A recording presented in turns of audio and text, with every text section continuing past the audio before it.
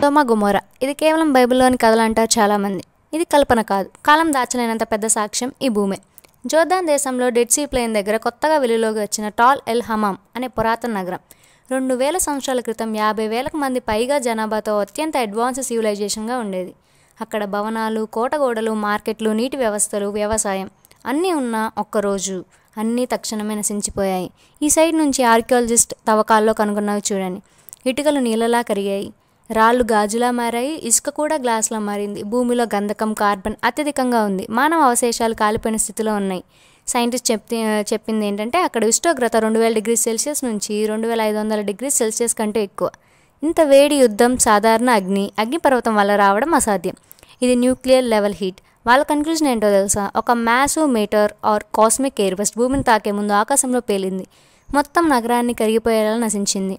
ఇప్పుడు బైబిల్ మాట గుర్తొస్తుందా? The Lord rained down burning sulphur and fire from the heavens. ఈ ప్రాంతంలో ఇప్పటికీ అధిక శుద్ధి గంధకం దొరుకుతుంది. పేలుడు తర్వాత వందల సంవత్సరాలు ఈ భూమిలో ఎవరూ నివసించలేకపోయారు. పంటలు పండలేదు, జీవితం అంతమైంది. ఇది కథ కాదు, ఇది హెచ్చరిక. దుష్టతకు అంతం ఉంది, దేవుని న్యాయం తప్పదు.